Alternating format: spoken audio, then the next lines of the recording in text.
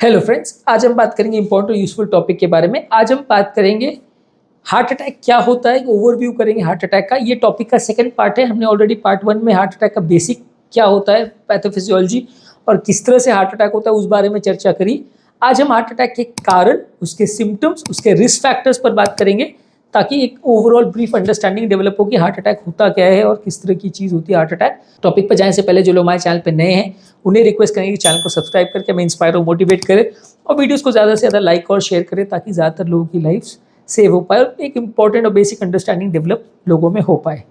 तो basically heart attack का मतलब क्या है? जब नली किसी की अगर 100% बंद हो जाए तो उसे हम हार्ट अटैक कहते हैं। हार्ट अटैक में सेल्स का ग्लूकोज और ऑक्सीजन सप्लाई बंद हो जाता है, इसलिए सेल्स मरना चालू हो जाते हैं। तो इसकी वजह से कंडीशन बिगड़ने लगती है, तो तुरंत इसमें ट्रीटमेंट करना ज़रूरी है। हार्ट अटैक के कारण क्या है? ज़्यादातर लोगों को कोई भी नली में कोलेस्ट्रॉल का ब्लॉकेज होता है तो वो अगर ऊपर से रप्चर हो जाए, वो अगर ऊपर से उसकी लेयर फट जाए तो वहाँ पे क्लॉट आके जम जाता है, प्लेटलेट्स आके जम जाते हैं, जिसकी वजह से हार्ट अटैक होता है। ये सब हमने पार्ट 1 में भी डिस्कस किया था। बेसिकली इसमें मेन इंपॉर्टेंट कारण एथेरोस्क्लेरोसिस या कोलेस्ट्रॉल डिपोजिशन है, क्योंकि कितना ज़्यादा कोलेस्ट्रॉल नली में जमा है उसके बेसिस पे काफ़ी हद तक हार्ट अटैक का रिस्क डिपेंड करता है। ज़्यादातर नॉर्मल नलियों में भी हार्ट अटैक हो सकता है, कंपेरेटिवली रिस्क कम रहता है। जितना ज़्यादा नली में कोलेस्ट्रॉल डिपोजिशन होगा उसके हिसाब से हार्ट अटैक का रिस्क भी ज़्यादा होगा। अगर नली में कोलेस्ट्रॉल डिपोजिशन काफ़ी कम है तो रिस्क काफ़ी कम होगा। तो ये बेसिकली एक इंपॉर्टेंट रिस्क फैक्टर है कि क्यों हम परसेंटेज के हिसाब से ट्रीटमेंट स्ट्रैटेजी डिसाइड करते हैं कि किसी को 50% है, 60% है, 80% है, क्योंकि जितना ज़्यादा परसेंटेज ऑफ ब्लॉकेज होगा उतना ब्लड को फ्लो करने को जगह कम रहेगी, उतना छोटी सी जगह में ब्लड निकलने की कोशिश करेगा तो घर्षण उत्पन्न होगा, जिसकी वजह से हार्ट अटैक आने का चांस बढ़ जाएगा। बेसिकली अगर 70% ब्लॉकेज है तो मतलब 30% जगह है, तो ब्लड को निकलने को ज़्यादा जगह है, तो उतना फ्रिक्शन वो क्रिएट नहीं करेगा, आराम से निकल जाएगा।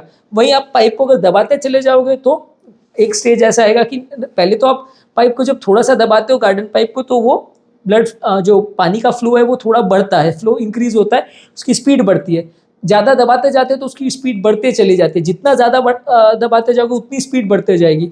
तो उसमें उसका बेसिकली मतलब ये कि दबाने से क्या मतलब है कि अगर ब्लॉकेज का परसेंटेज बढ़ता जा रहा है तो नली में फ्लो करने को जगह कम होते जा रही है, तो इससे ब्लड के फ्लो करने की स्पीड बढ़ते जा रही है। जितना ज़्यादा टर्बुलेंस के साथ या स्पीड के साथ ब्लड फ्लो करेगा उतना वो आगे की सरफेस को डैमेज करेगा, उतना वो क्लॉट के एरिया को डैमेज करेगा, तो जिससे हार्ट अटैक का चांस बढ़ जाएगा। और ये डैमेज जब सेल्स का मेम्ब्रेन लेयर का होगा तो हार्ट अटैक उसी टाइम पे क्रिएट होता है। अब 70% में जितना रुकावट होगा, 80 में उससे ज़्यादा होगा, 90 में उससे ज़्यादा होगा, 95 में उससे ज़्यादा होगा, तो जितना वो बढ़ते चला जाएगा उतना हार्ट अटैक का रिस्क बढ़ते जाएगा। फिर एक स्टेज ऐसा आएगा कि ब्लड फ्लो वहाँ पे हो ही नहीं पाएगा, मतलब जब 95% जब क्रॉस होने लगता है तो आगे का फ्लो जाना ही स्लो हो जाता है।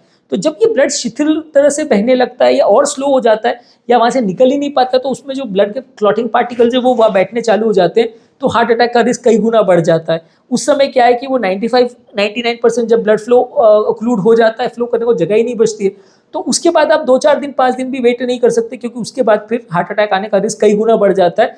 उस समय उस नली को उस हालत में छोड़ना बहुत ज़्यादा रिस्की होता है। जब 70-80 वाली स्टेज हो तो आप नली को साल 6 महीना 2 साल भी छोड़ सकते हो, तो ज़्यादातर केस में उतनी दिक्कत नहीं आएगी।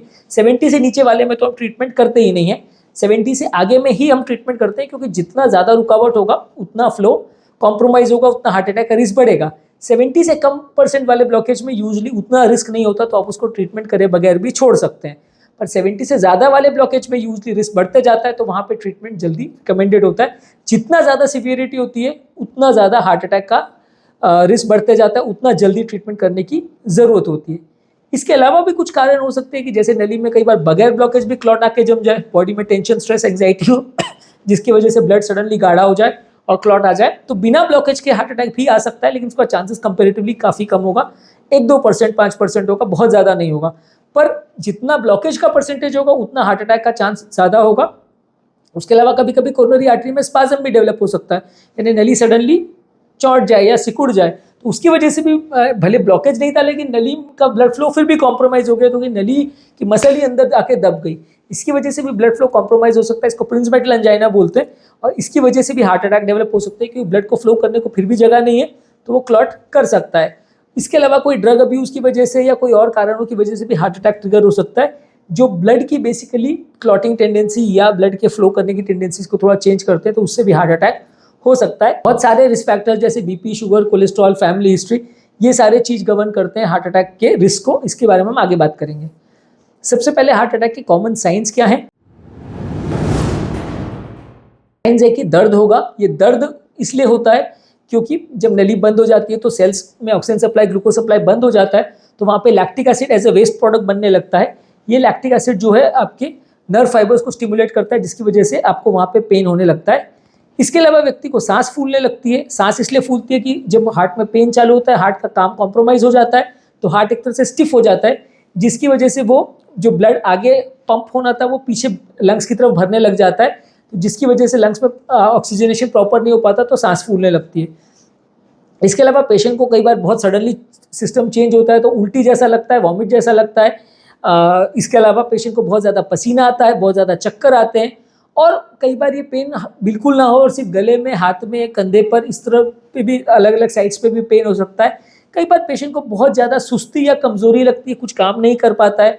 कई बार पेशेंट को बहुत ज़्यादा एंग्जाइटी होती है, किसी किसी पेशेंट को अनकॉन्शियसनेस हो जाती है। तो ये सारे भी हार्ट अटैक के सिम्टम्स हो सकते हैं।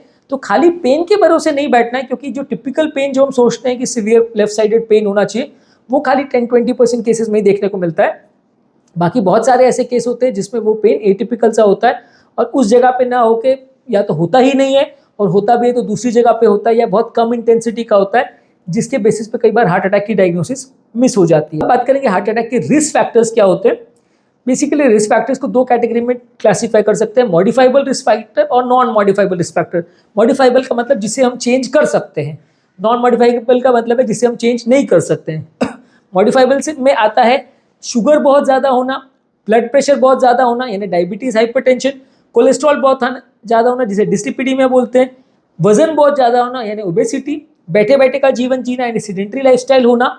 इसके अलावा कोई व्यसन करना जैसे कि स्मोकिंग है, टोबैको है, अल्कोहल है, बहुत लाइफस्टाइल का स्ट्रेस हो, फैमिली हिस्ट्री वगैरह हो, ये सारी चीज़ों को रिस्क फैक्टर्स में मानते हैं। ये ज़्यादातर रिस्क फैक्टर्स जो है, फैमिली हिस्ट्री को छोड़ के ज़्यादातर रिस्क फैक्टर्स जो है मॉडिफाइबल की रिस्क फैक्टर्स की कैटेगरी में आते हैं, यानी जिसको आप कम कर सकते हो। आप उसको अगर कंट्रोल प्रॉपर वे में करो तो वो रिस्क फैक्टर्स को आप पूरी तरह से निगेट भी कर सकते हो, तो हार्ट अटैक आने का रिस्क कम हो जाएगा, जीरो नहीं होगा, कम हो जाएगा। आप मान लीजिए किसी का बीपी सही है तो वो बोलता है मेरा बीपी सही है तो मेरे को हार्ट अटैक बिल्कुल नहीं आएगा, क्या? तो बीपी सही करने से हार्ट अटैक का रिस्क कम हो जाएगा, पर रिस्क फैक्टर्स बहुत सारे हैं, तो एक रिस्क फैक्टर से हार्ट अटैक होगा ऐसा जरूरी नहीं है। बहुत सारे रिस्क फैक्टर्स होने से जितने रिस्क फैक्टर बढ़ते जाते हैं उतना हार्ट अटैक का रिस्क भी बढ़ता जाता है। आपका काम है कि ज़्यादातर जितने मॉडिफाइबल रिस्क फैक्टर्स है उसको आप कंट्रोल करो। नॉन मॉडिफाइबल रिस्क फैक्टर्स जैसे कि एज बढ़ते जाएगी तो हार्ट अटैक का रिस्क बढ़ते जाएगा। अब ऑब्वियसली एज को तो आप कम नहीं कर सकते, इसलिए नॉन मॉडिफाइबल रिस्क फैक्टर है। नेक्स्ट है कि जेंडर, मेल जेंडर में हार्ट अटैक होने का चांस ज़्यादा रहता है। मीनोपॉज होने से पहले फीमेल में हार्ट अटैक होने का चांस कम रहता है क्योंकि एस्ट्रोजन उनको प्रोटेक्ट करता है। तो ऑब्वियसली जेंडर भी नॉर्मल आदमी तो चेंज नहीं कर सकता। वंस इन अ व्हाइल अगर आप जेंडर ऑपरेशन या एक्सचेंज ऑपरेशन करवाते भी हो तो उससे हार्मोनल चेंजेस तो कुछ खास नहीं होते, तो जेंडर भी आप प्रैक्टिकली तो चेंज नहीं कर सकते। इसके अलावा फैमिली हिस्ट्री अगर किसी की है तो वो भी एक नॉन मॉडिफाइबल रिस्क फैक्टर में आता है कि आपकी जेनेटिक प्रीडिस्पोजिशन हार्ट अटैक की, तो फैमिली हिस्ट्री और जेनेटिक्स को भी आप चेंज नहीं कर सकता। आप अपने पेरेंट्स को और अपनी फैमिली को तो चेंज नहीं कर सकते, एटलीस्ट उनके साथ संबंध चेंज कर लो, लेकिन आप उनके साथ जेनेटिक जो कोरिलेशन है उसको तो चेंज नहीं कर सकते। तो ये नॉन मॉडिफाइबल रिस्क फैक्टर है। तो नॉन मॉडिफाइबल रिस्क फैक्टर को तो आप कम नहीं कर सकते, मॉडिफाइबल को आप कम कर सकते हो, तो जितना पॉसिबल है आपको उनको कम करना है। उसके बावजूद भी हार्ट अटैक आने का रिस्क है, लेकिन कंपेरेटिवली कम हो जाता है। अब लास्ट में बात करेंगे हार्ट अटैक को प्रिवेंट कैसे किया जाए।